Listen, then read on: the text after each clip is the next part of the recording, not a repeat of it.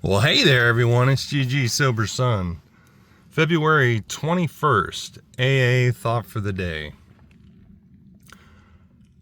I go to the AA meetings because it helps me in my business of keeping sober. And I try to help other alcoholics when I can, because that's part of my business of keeping sober. I also have a partner in this business, and that's God. I pray to Him every day to help me to keep sober, as long as I keep in mind that liquor can never be my friend again, but is now my deadly enemy, and as long as I remember that my main business is keeping sober and that it's the most important thing in my life, I believe I'll be prepared for that crucial moment when the idea of having a drink pops into my mind. When that idea comes, will I be able to resist it and not take that drink? That's a good question, right? And that question should be forever in our mind. And I firmly believe that I cannot. I firmly believe that I cannot resist it on my own. That is why I need to have a higher power. That's why I need to have something outside of myself in order to resist that idea, that obsession of the mind. Because at this point, given my history, it should be obvious that even taking one drink is a bad idea. So that would be insanity, the thought that I could have a drink. So in order to avoid the insanity that inevitably comes after taking a few drinks, as it says in the doctor's opinion, drinks that I see others taking with impunity, right?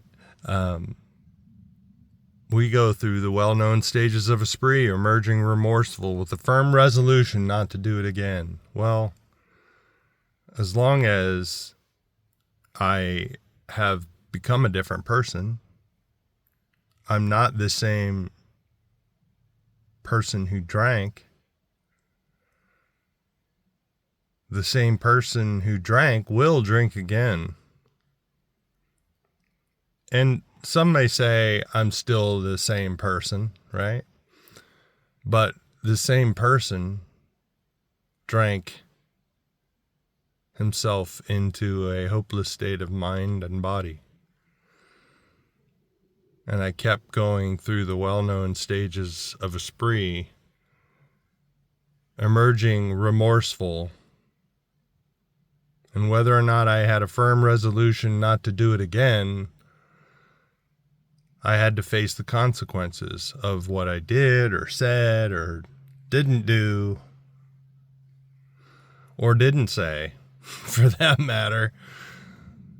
And as I shared yesterday, it tore at my,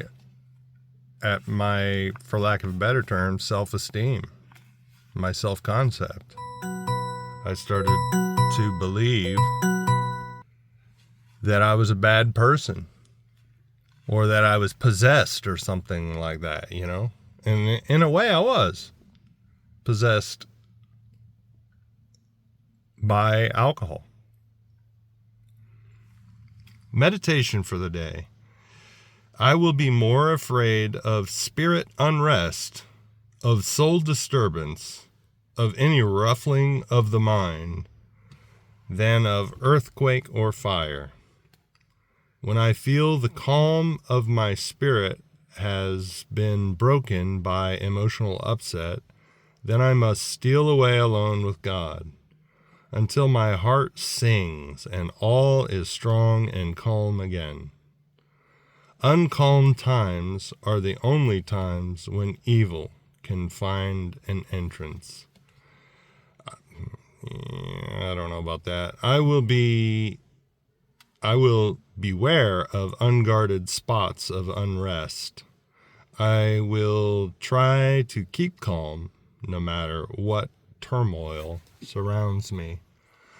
And I know that, I think the big book says it somewhere that we feel, we can feel these wild swings of emotions, elation or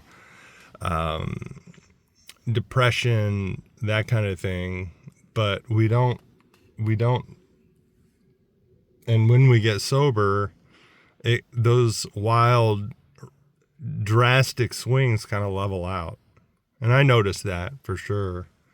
Not right away, right? A buddy of mine shared in the meeting today about, and he's fairly new in recovery, and he was talking to his wife on the phone, and he's living somewhere else temporarily, I presume, while he gets some sobriety under his belt. And he said his wife could hear that something's going on. Something is upsetting him, or something's got him down. And I thought about that. Well, sure, you're feeling again. The good news is you're feeling again. The bad news is you're feeling again, right? But when we become a member of the No Matter What Club, no matter what, I'm going to avoid alcohol. I'm going to choose to do something other than drink, right? We have a chance. Every day we avoid alcohol, we have an opportunity to apply the principles. And that's why, right? That's why we have to become a member of the No Matter What Club. That's why we have to have that first step down, is that if a drink is ever an option, then I'm going to go for it, right? There's going to be something in my life that's going to cause me to pick up a drink. And when that happens, all bets are off. And all the progress that I made may seem like it's flushed down the toilet, because we get back into that cunning, baffling, and powerful, hideous four horsemen, as it says in the big book. Terror, bewilderment, and two other things that I can't remember right now. And that's a terrible place to be. I've seen guys who have had numerous years in recovery, and then they drink again, and then it's just, right back there, And so I will try to keep calm no matter what turmoil surrounds me. And I would rephrase that to say I will be plugged into my higher power no matter what turmoil surrounds me. If I stay plugged into my higher power, it's kind of like, and I use this analogy, I may have used this analogy before. It's like if I'm getting ready to go on a job site and I'm looking for a specific tool that I can't seem to lay my hands on, if I'm panicking about showing up to the job site without that tool, I'm less likely to find it.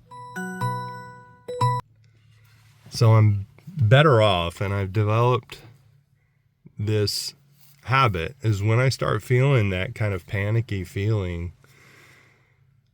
I stop and I ask my higher power. I may not even stop. I may just be going, okay, living that let go life. I may just breathe deeply, or I may just ask God, look, God, I'm obviously starting to get a little panicky about this. I'm going to let go and let you. Please bring to my mind the last place I saw it, or bring to my mind where it may be. So I'm tapping into the power that created the universe, that all-knowing, all-seeing power, and asking that it be brought to mind. Not for myself, but so that I can be equipped to do what I need to do on the job site. And I can do the same thing in my life each and every day. And, I shared yesterday about going onto the job site and not being equipped with the information that I needed. But before I went onto the job site, I was holding on to all that stuff, right? That I don't have what I need. I don't have the information I need to do this job. And guess what? I didn't solve the problem right away. It took days in order to solve the problem. But I firmly believe it would have been different had I surrendered to my higher power before I even went into the building. So, man, this is real life stuff. This is real rubber meets the road, practical spirituality. Prayer for the day. I pray that no emotional upset will hinder God's power in my life. I pray that I may keep a calm spirit and a steady heart. Well, no emotional upset will hinder God's power in my life. I just need to surrender to my higher power. And recently, so I have a sleep tracker as well, right, that I wear that has been telling me, on the regular, hey, your resting heart rate didn't go down last night, so take it easy today, right? So my sleep scores have been lower. But even without that tracker, God might bring to mind that, I haven't been sleeping too good lately. So maybe that's affecting how I view the world, right? And I have been a little emotionally off balance the past week or so. But the previous week, I was driving back and forth, one day, a Wednesday of last week, I drove like probably 8-9 hours.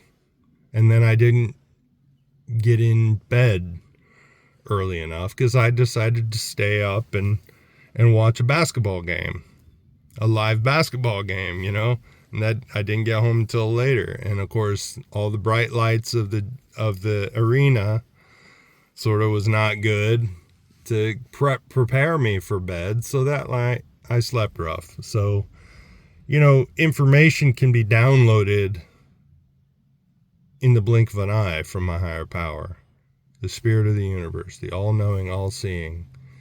And if I acknowledge my higher power and turn to my higher power, no matter what's going on in my life, it's better if I do it when things are going good and just thank him, be thankful, than wait until I get, consequences or circumstances put me in a position where I'm really upset one way or another,